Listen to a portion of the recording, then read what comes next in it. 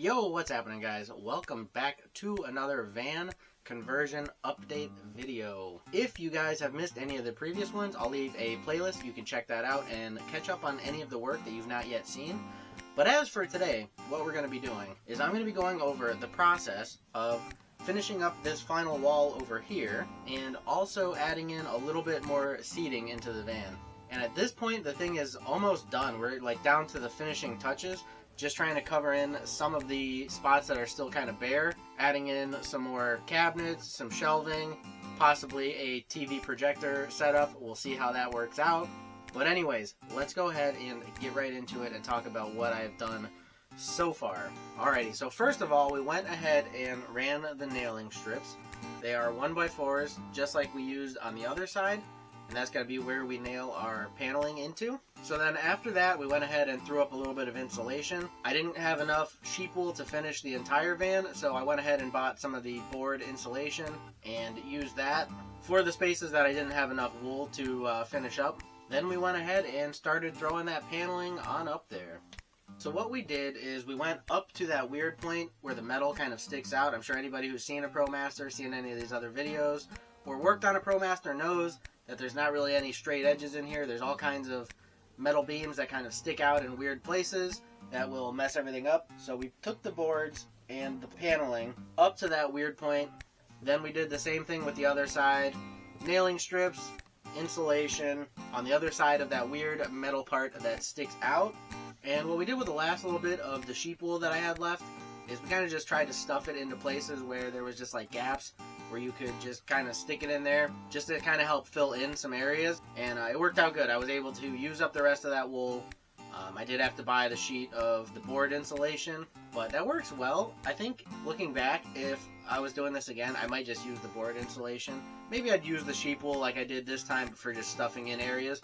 But the board insulation worked like really well for the wall areas. You just cut it to the shape, stuff it in there, and it stays in. The wool was a little bit of a pain, and also if you have allergies, it can kind of be rough putting that up there. I put it up on the ceiling, and doing that the whole time I'm up there, my hands are all like covered in it. I'm sneezing and all that the whole time. You can't really get it to stick. It's a bit of a pain. Yeah, that's a tip for anybody else who's doing a van conversion. If you're thinking about doing sheep wool, know that it is a pain. It's good for stuffing into areas. But as for like sticking up on the open spots, I would probably just go with the board. Alright, so we did the two parts of the wall. We did the part up to that weird metal spot and the part after that weird metal spot. Then we just had to figure out how to cover in that little area. So what we ended up doing, and this worked out a little bit bonkers, it's kind of crazy what we had to do to get this to work out. We took a couple 2x4s and we were going to put them up as kind of spacers to bring the wood out past that metal point. But the whole thing is curved also. The van is not straight. You can't just have a straight wall if you're doing it this way. If you wanted to have a straight wall, you'd have to bring it out really far and you'd be losing a lot of space in the van. It would be adding a lot of weight also, I feel like, to add that much wood to bring it out that far. So we put some 2x4s up to space it out past that metal part. But to be able to do that, because of the curve, we had to, you can see here, we had to notch the 2x4s all the way down so that way it would give it a little bit of give, so it would bend to that curve. I'm sure there's other ways to do that also, but this is the way that my dad had thought of to do it, and it worked out really well. It curved the wood enough to be able to screw that in, nail that in, and give you that spacing just past that metal point, so that way we could put another piece of the paneling up over top of it to cover in. So we basically just boxed it out past that metal. And as you can see, it worked out pretty well. It's about 2 inches out past everything else, but what else are you going to do when you have those weird parts that stick out like that?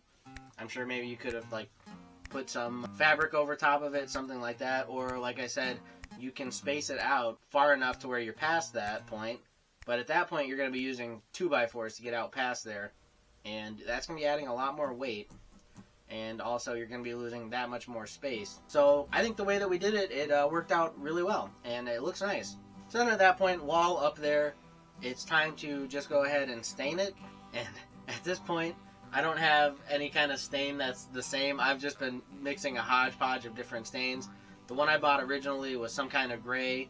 It just looked too gray, so I ended up mixing that with like this golden oak, and I got a weird mix that I used for the bed frame. Actually, it's this weird golden oak gray mix. Then when we did this side of the wall, what I ended up doing is I took that gray and that golden oak, and I bought another type of gray, which was like this, it was called Phantom Gray, which really, it was just straight up blue. I don't know where they come up with these names and these like descriptions of these stains, because they don't make any sense. Phantom Gray, and the picture, it looks like sort of just like a gray. I'm like, okay, cool, we can mix a little of that in, and then it's like I put it on and it's straight up blue. So then I have golden oak, one other weird type of gray, and then this Phantom Gray. And to darken it up a little bit, I also was mixing in some black mixed with paint thinner, I think. It's just a hodgepodge. So I did that. I stained it. It looks really nice. Came out good. It's a weird kind of bluish gray, dark kind of color, which is what I'm looking for. It works out really well. Looks nice. And also, I think it looks really good with the way that we're doing some of the new wood as like burnt wood. The contrast between like the gray and bluish kind of hues, and then the dark, like burnt looking color on some of the other wood. I think it comes out looking really nice, like what we did with the cabinets. And also for the other side here, we did put up some 2x4s, which are going to be the spots where the shelves will sit on, where the shelves or cabinets, however it ends up working out. And yeah, like the other side, I went ahead and did the burn finish on that. It looks really nice with the gray, different kind of color, darker kind of contrast color, and I think burning wood is better than staining it. I think it just looks better. It brings out all the wood grain. It darkens up that wood grain. And then if you throw a little bit of the clear satin on it, satin, I'm so used to calling it Satan. But it makes it really come out. It brings out the wood grains and the dark color of the burn, and I think it looks really good. If I could go back and do this van over again, I probably would use all wood.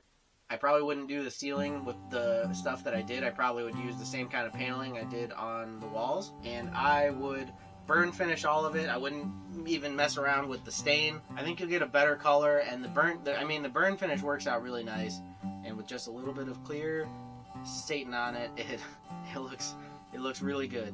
Another tip for anybody who's out there doing van conversion and you want a nice like wood grain looking dark kind of color, burn it. Take a propane torch, just give it a light toasting, brings out the wood grain like crazy, and looks super nice.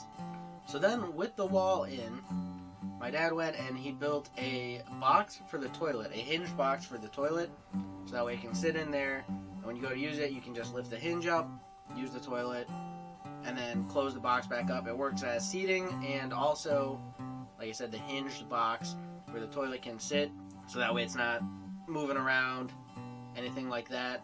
Nice and secured in there. And to finish it all up, he built a bench that comes out the same distance as the toilet box, and we did the whole burn finish on that, clear satin on that, and that's the rest of my seating in here, and also storage underneath for a lot of my things. And I'm going to go ahead and put some cushions on it also, so that way it can kind of deal as a spare bed. If anybody else is ever coming on a trip with me, you've got your spare bed, your seating, your couch, the cover for the toilet, and storage. So yeah, it worked out really nice, and the thing came out super good looking. You can really tell the difference. I'll show the two different pictures of when it was just burn finished, when it was built and burn finished, versus when we put the clear satin on it. And you could tell how much of a difference it makes in bringing out those wood grains and the spots where it's actually burnt.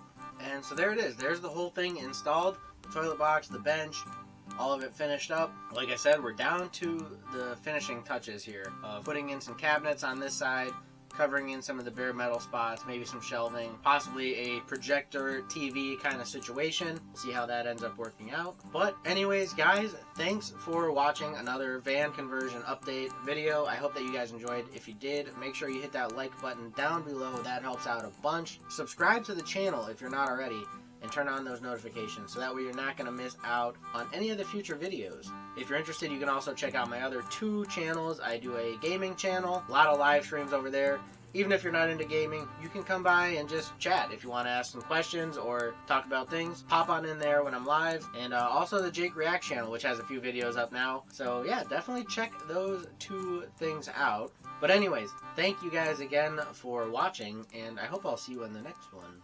Peace!